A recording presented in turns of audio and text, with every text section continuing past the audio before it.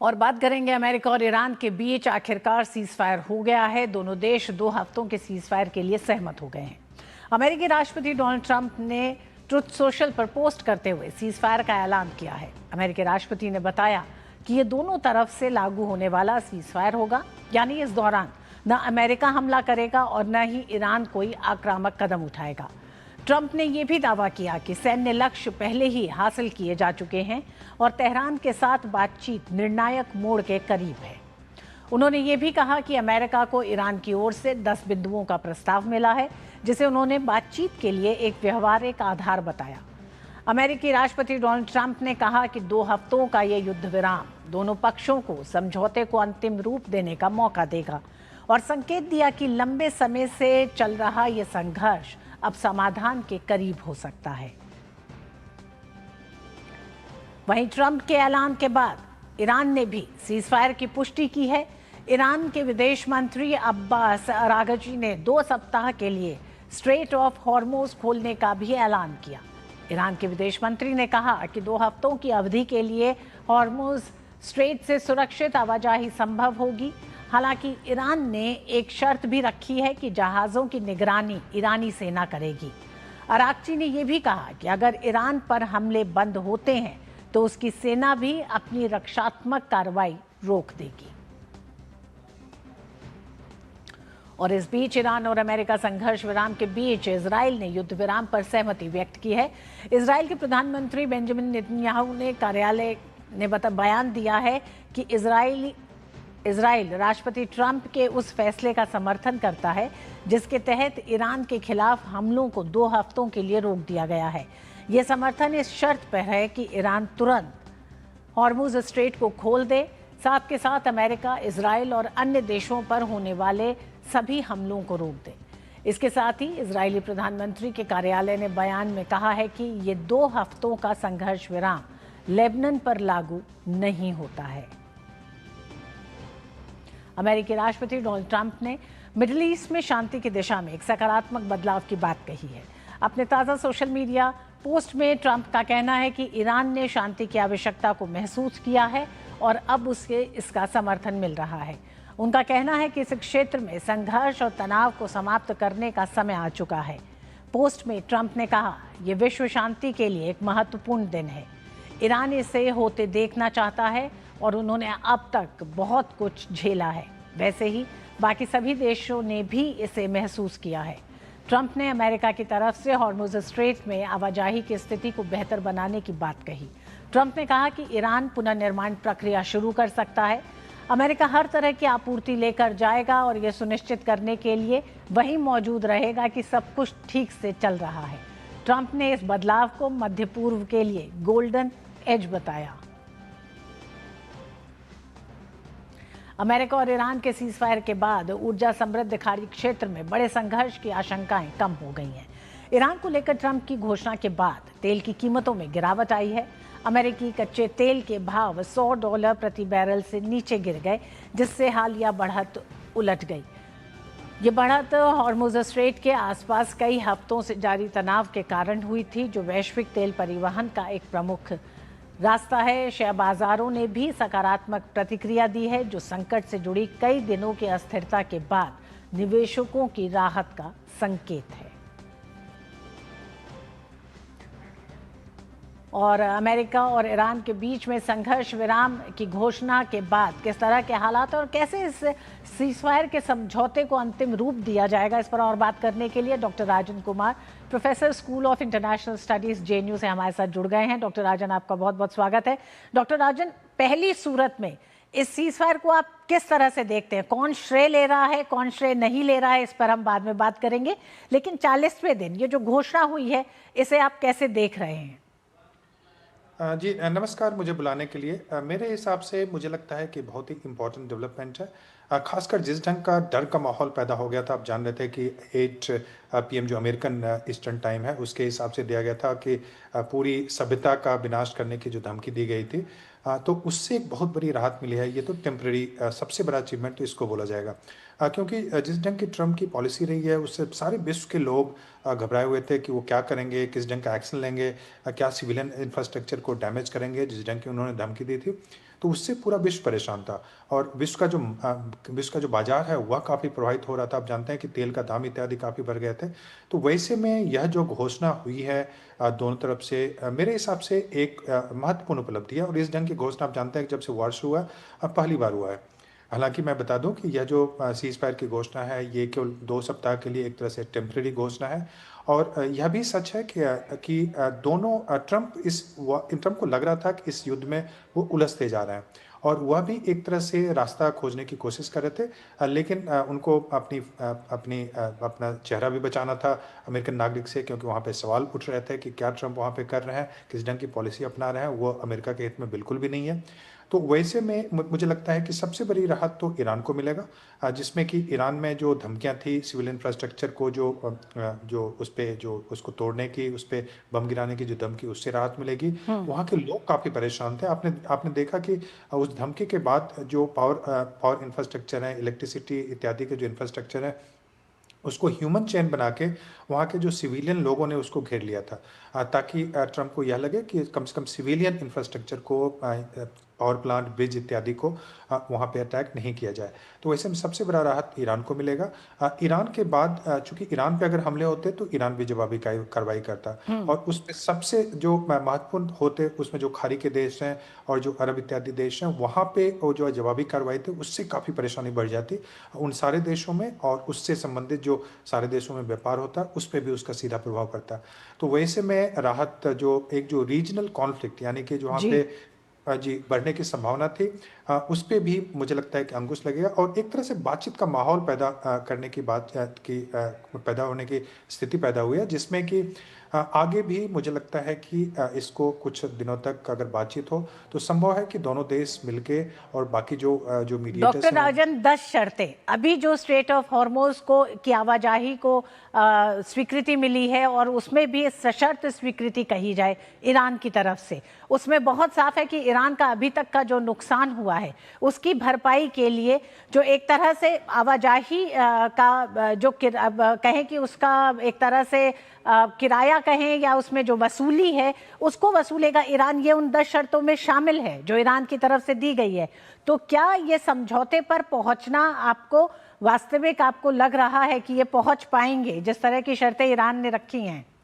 देखिए, दोनों तरफ से शर्तें जो अभी रखी गई हैं वो मतलब प्राथमिक शर्तें हैं और उसको बहुत सीरियसली नहीं लेना चाहिए, क्योंकि उनकी जो शर्तें हैं वो मैक्सिमलिस्ट, जो सबसे ज़्यादा जो हो सकता है, जिसमें कि ईरान बोल रहा है कि अमेरिका युद्ध को तुरंत रोके, इजराइल भी रोके, इजराइल अमेरिका पे ही नहीं लेबनान इत्यादि में भी जो हमले कर रहे हैं और जो हूती पे हमले कर रहे हैं उसको भी रोके। उसके बाद यह डिमांड कर रहा है कि जो नुकसान हुआ है उसकी भरपाई अमेरिका करे और उसके बाद उनका जो प्रोग्राम है बैलिस्टिक मिसाइल और जो न्यूक्लियर एनरिचमेंट का सिविल न्यूक्लियर प्लान वो ईरान बोलता है, तो उस पर उसको रोक नहीं लगाना चाहिए। तो ये मैक्सिमलिस्ट डिमांड है। और अमेरिका की बात करूं तो अमेरिका वहाँ पे चाहता है कि हॉर्मुज को, सबसे पहला डिमांड उसका है कि हॉर्मुज को पूरी तरह से खोल दिया जाए। ईरान बोल रहा है कि नहीं, जो हम खोलेंगे ये कंडीशनल, यानी कि कुछ शर्तें हैं उसके हिसाब से खोलेंगे।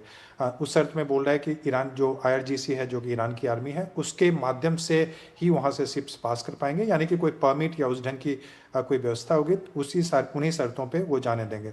और उसके बाद यह भी बोल रहा है ईरान की जो नुकसान हुआ है उसकी अमेरिका भरपाई करे और सारे जो आक्रमण हो रहे हैं पूरे क्षेत्र में, इजराइल के भी, लेबनान इत्यादि पे, उस पे वो रोके। तो अभी जो भी कोई शुरुआती जो बातचीत होती है उसमें डिमांड्स मैक्सिमम होते हैं, लेकिन उन डिमांड्स पे काफ़ी उसको एक तरह से बीच का रास्ता निकालना पड़ता है।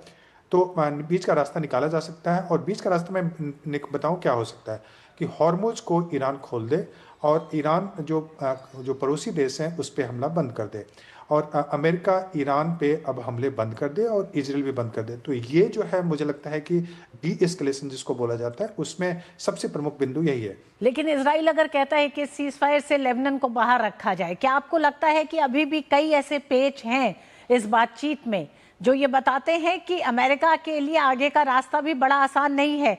एक सवाल ये भी है डॉक्टर राजन कि जिस तरह से अमेरिका सभ्यता को नष्ट करने की बात कर रहा था और ईरान उसकी जवाबी कार्रवाई के लिए ईरान अपनी तरफ से तैयार था, ऐसे में ईरान की सड़कों पे जो जश्न हो रहा है उस जश्न को फिर कैसे परिभाषित आप करेंगे? देखिए, मुझे लगता है कि ईरान के लिए ईरान, इस दोनों देश अपने आप को एक तरह से ट्रंप इसके माध्यम से कहना चाहते हैं कि वो चूंकि वो पहले से भी ट्रंप क्लेम करते हैं कि उनके हिसाब से रजीम चेंज हो गया है। जो रजीम चेंज उनका मुख्य मकसद था, उसके हिसाब से उनका रजीम चेंज हो गया। ईरान के लिए अभी सबसे प्रमुख विषय है कि इस युद्ध को कैसे रोका जाए, यानी कि ईरान पे जो आक्रमण हो रहे हैं उसको कैसे रोका जाए। और ईरान में निश्चित रूप से खुशी का माहौल है, क्योंकि अब ईरान पे जो अटैक होते तो वो सिविलियन पे अटैक होते या सिविलियन इंफ्रास्ट्रक्चर पे अटैक होने की संभावना थी। वैसे में ईरान की स्थिति काफ़ी खराब हो सकती थी। और रजीम भले ही वहाँ पे रजीम चेंज नहीं हो पा रहा है, और ट्रंप भले ही क्लेम करें कि वो रजीम उनके जो लीडर्स हैं उनको उन्होंने असैसिनेट करके वहाँ पे रजीम बदल दिया है, लेकिन सही अर्थों में बोला जाए तो वो रजीम वहाँ पे बरकरार है। लेकिन ट्रंप कहने की कोशिश यह कर रहे हैं कि जैसे वेनेजुएला में उन्होंने किया है कि मदुरो को हटा दिया और वही रजीम के जो दूसरे लीडर्स थे वो वहाँ पे अमेरिका के साथ हो गए। तो ट्रंप यह मान के चल रहे हैं कि वैसी संभावना ईरान में भी बन सकती है कि ईरान इस बात के लिए तैयार हो जाए कि हॉर्मुज खुला रहेगा। ईरान इस बात के लिए तैयार हो जाएगा कि जो न्यूक्लियर फिसाइल मटेरियल इत्यादि है उस पर वो आगे उस पर एनरिचमेंट नहीं करेगा, और फिर बैलिस्टिक मिसाइल प्रोग्राम इत्यादि को आगे डेवलप नहीं करेगा। तो इन शर्तों पे अगर ईरान माने तो निश्चित रूप से उस ढंग की बातचीत का एक माहौल बन सकता है। लेकिन मैं बता दूं कि अभी जिस ढंग की शर्तें हैं उस पर सीज फायर भले ही हो पाए, हालांकि यह भी बता दूं कि सीज फायर हुआ है इसका यह मतलब नहीं मान के चले कि पूरा सारे आक्रमण बंद हो जाते हैं। हमने पहले भी देखा है, गाजा में भी या दूसरे जगहों पे देखा, सीज फायर के बाद भी आक्रमण होते रहते हैं। तो अभी देखना पड़ेगा कि यह किस ढंग का माहौल पैदा होता है। लेकिन ईरान में बहुत बड़ी खुशी है। उसका कारण यह है कि वो ईरान के रजीम बरकरार है। ईरान पे जो आगे हमले होने थे उससे अभी काफ़ी बच सकता है ईरान।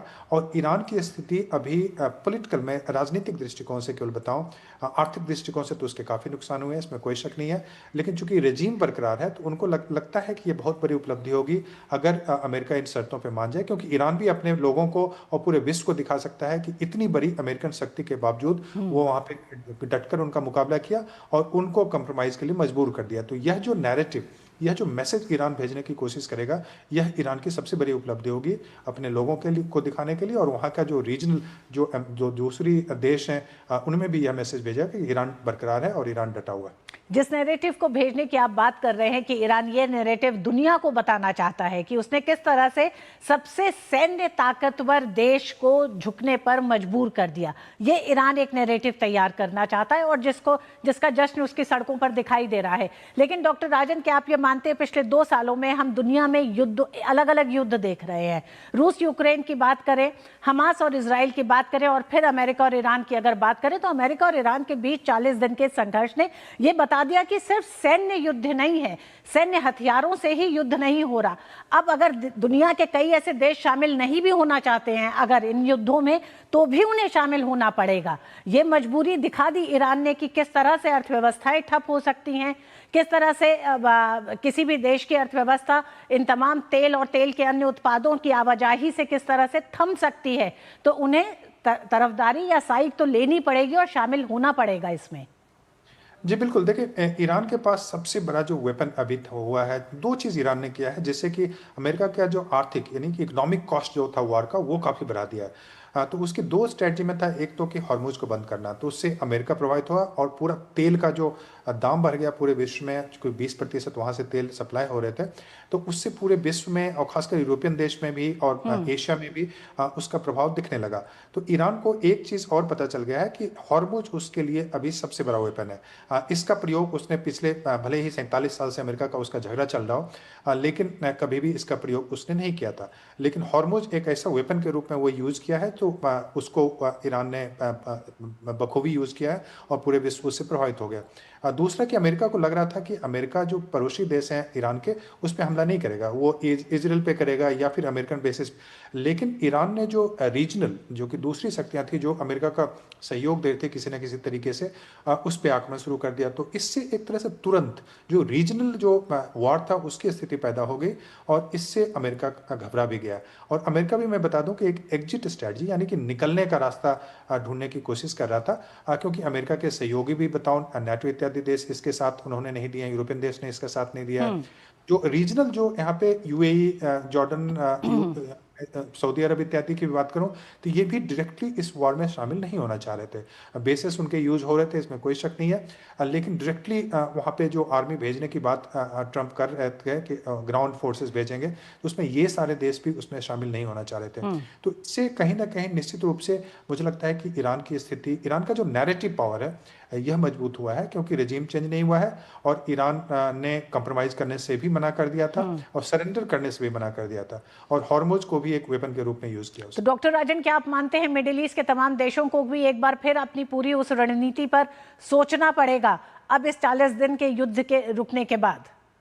जी बिल्कुल। देखिए, उनके लिए सबसे बड़ी जो दुविधा की स्थिति है, जो वहाँ के एक पड़ोसी देश हैं ईरान के, उनके लिए कि क्या अमेरिका पे उस ढंग से निर्भर किया जा सकता है जैसा वो पहले करते थे। ये छोटे-छोटे देश हैं, मैं यूएई की बात करूँ या फिर कतर, बहरीन इत्यादि की जो बात करूँ, तो ये छोटे-छोटे देश हैं और इनके पास बहुत सारे ऑप्शन नहीं है। उसमें सऊदी अरब थोड़ी ज़्यादा शक्तिशाली है इकोनॉमिकली और उसके पॉपुलेशन के हिसाब से भी।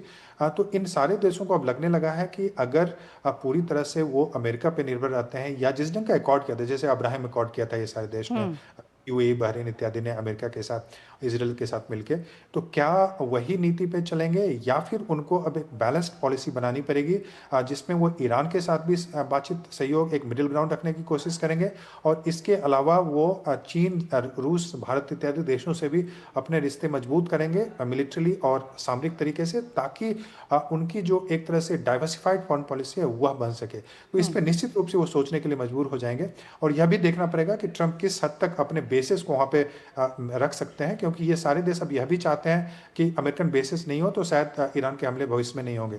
तो उस पर भी दबाव बनेगा, अमेरिका पे भी दबाव बनाएंगे कि या तो फुल प्रोटेक्शन दें या नहीं तो फिर अपने बेसिस को नहीं रखें। तो पूरी जो भू राजनीति है पश्चिम एशिया की, वह बदलने वाली है इस युद्ध के बाद।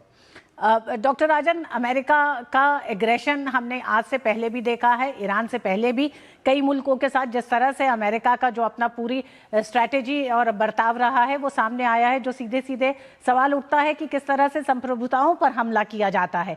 ऐसे में इस 40 दिन के युद्ध ने, क्या आपको लगता है कि तमाम इस्लामिक देशों में एक टकराव देखा गया? क्या इस 40 दिन के जंग के रुकने के बाद अब इन इस्लामिक देश और नज़दीक आएंगे, या अमेरिका जो एक लंबे समय से चाहता था मॉडर्नाइजेशन और कट्टरपंथ को कम करने की आड़ में इन देशों को एक दूसरे से थोड़ा अलग करने की स्ट्रैटेजी, अब वो अमेरिका की ख़त्म होती दिखाई देती है इसके साथ? देखिए, पहला तो मैं यह कहना चाहूँगा कि अमेरिका एक गिरती हुई शक्ति है, इसमें कोई शक नहीं है, डिक्लाइनिंग पावर है। मैं यह नहीं बोल रहा कि अमेरिका अगले 10-15 वर्षों में बिल्कुल इंपॉर्टेंट नहीं रहेगा, अमेरिका सबसे इंपॉर्टेंट रहेगा, इसमें कोई शक नहीं है। लेकिन उसकी जो क्षमता है, जो वैश्विक क्षमता है मिलिट्री की या कैप्चरिंग विक्ट्री इत्यादि की, कंट्रोल करने की, उसमें काफ़ी कमी हुई है, इसमें कोई शक नहीं है। आपने देख लिया कि कुछ दिन पहले वो यहाँ पे अफगानिस्तान से गए थे और अभी ईरान में भी वो कैसे फंस गए और वो निकलने का रास्ता ढूंढ रहे हैं। लेकिन जो इस्लामिक कंट्री के यूनिटी की मैं बात करूं तो वह ऐसा मुझे होता हुआ बिल्कुल भी नहीं दिख रहा है। उसके कई कारण हैं। उसका कारण है एक तो कि आपस में फैक्शनल डिवीज़न बहुत स्ट्रांग है, जैसे कि ईरान एक शिया कंट्री, आप जानते हैं। इराक में भी शिया पॉपुलेशन काफ़ी ज़्यादा, बहरीन में भी कुछ पॉपुलेशन है, सीरिया में पॉपुलेशन है काफ़ी।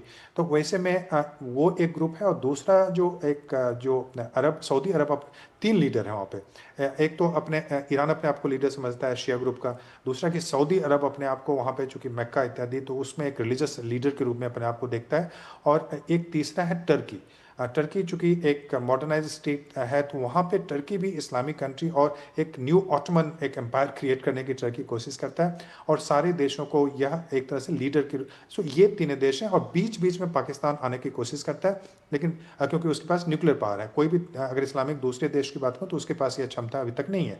तो वैसे में ये सारे लीडर्स अपने आप को ओआईसी, जो ऑर्गेनाइजेशन ऑफ इस्लामिक कंट्रीज़ है, उसमें लीडरशिप के लिए कई बार क्लैश करते हैं, कभी कभी उसमें मलेशिया भी शामिल हो जाता है। तो इसलिए यूनिटी नहीं दिखेगा आपको, यूनिटी बिल्कुल भी नहीं दिखेगा। और ईरान का भी झगड़ा आपने देखा, ईरान ने किस ढंग से दूसरे देशों पे हमले किए, तो वैसे में यूनिटी की बिल्कुल कोई संभावना मुझे नहीं दिख रही है। डॉक्टर राजन, अंत में बहुत संक्षेप में, समय कम है, अमेरिका के राष्ट्रपति डोनाल्ड ट्रंप के कई ऐसे बयानों को बहुत गंभीरता से नहीं लिया जाता है, लेकिन 40 दिन के जंग के रोकने पर जिस तरह से पाकिस्तान को श्रेय दिया है डोनाल्ड ट्रंप ने, उसको आप कैसे देखते हैं? क्या उसके अर्थ समझते हैं? देखिए, पाकिस्तान ने मुझे लगता है कि मीडिएट करने की कोशिश की है और अपने ट्वीट इत्यादि में उन्होंने जो शहबाज शरीफ है उनकी प्रशंसा इत्यादि भी की है।